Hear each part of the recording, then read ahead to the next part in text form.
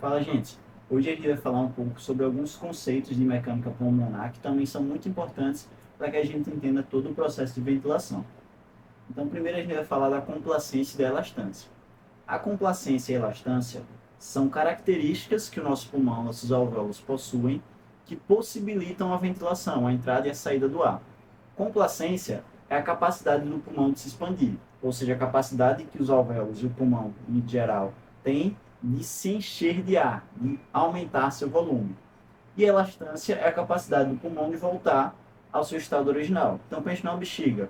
Você pode encher ela, mas ela também tem a capacidade de se esvaziar sozinha. É semelhante ao nosso pulmão. Se a complacência estiver alterada, vamos nessa analogia, ser uma bexiga mais rígida, você não vai conseguir encher direito. Então você não vai ter um fluxo adequado de ar. A mesma coisa do nosso pulmão. Se o nosso pulmão tem algum processo, por exemplo, uma fibrose, você não tem uma complacência adequada, você não consegue encher esse pulmão de ar. E se altera a elastância, você não consegue voltar ao tamanho normal. Então você tem o processo dele retornar, que é mais na expiração, alterado. Tem algumas doenças que quebram as proteínas de elastase, que a gente tem nos alvéolos, que geram alteração da elastância. Então, o pulmão ele enche, mas ele não esvazia muito bem.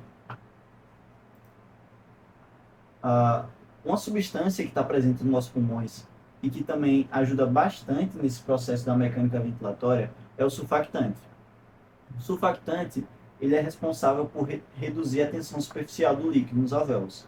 Tem líquido, tem água, basicamente, dentro dos nossos alvéolos, uma camada bem fina de líquido.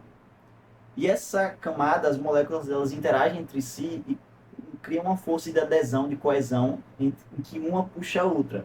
Essa força ela é tão forte que, se não fosse surfactante, ela iria colapsar, fechar os alvéolos. Então, o que é que o surfactante faz? Ele é uma substância mais hidrofóbica, então ele afasta as moléculas de água, não deixa elas ficarem com uma força tão intensa, justamente para que o alvéolo possa expandir com mais facilidade, para que ele tenha uma melhor complacência. Então, ela diminui a força de adesão, de coesão entre as moléculas de água, e ele é distribuído de forma desigual entre os alvéolos, ou seja, tem alguns alvéolos que têm mais surfactante, outros que eu tenho menos surfactante. Por que isso? Quase uma questão que a gente chama de lei de Laplace. A lei de Laplace é essa fórmula aqui, que não precisa saber. Basicamente, a ideia é o quê?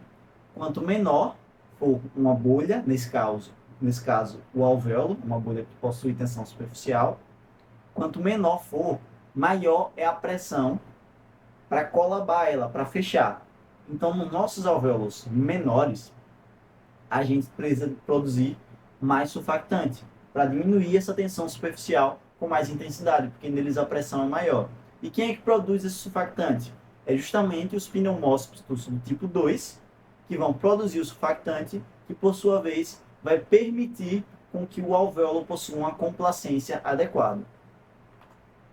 Por último, a gente vai falar aqui também da resistência das vias aéreas. Por ser uma via, né, como o próprio nome já diz, é um tubo por onde passa ar, as vias aéreas possuem uma resistência que é intrínseca a ela, porque o ar ele vai se chocar com as paredes da via aérea. Então, vai ter atrito, vai ter resistência. E essa resistência é determinada principalmente pelo diâmetro, né? Porque quanto maior o espaço, mais o ar vai passar tranquilamente, sem bater tanto nas paredes. Quanto menor for esse espaço, mais difícil vai ser do ar passar. E o que é que altera o diâmetro das vias aéreas? Inflamação. A gente sabe que a via aérea tem a parte externa, que é e a mucosa também. Então, a inflamação ela costuma gerar edema na mucosa, acúmulo de líquido. Isso diminui o lumen ou luz. Lumen ou luz é a passagem que tem lá dentro. E quando está muito inflamado, está com muito edema, fecha e aí dificulta a passagem do ar. Corpos estranhos também podem dificultar a passagem do ar, por exemplo, uma broncoaspiração, você aspirou alguma coisa, isso diminui também a passagem do ar e isso aumenta a resistência. A pressão de CO2 e a pressão de O2, elas geram alterações também no diâmetro dessas vias. E a inervação, onde a inervação simpática gera uma broncodilatação e a parasimpática gera uma broncoconstrição. Então lembre que o simpático é luta-fuga, você precisa de mais ar para correr, para fugir, ou sei lá o que seja. Então ele vai dilatar para que passe mais ar por essas vias e você consiga ter uma ventilação melhor no simpático.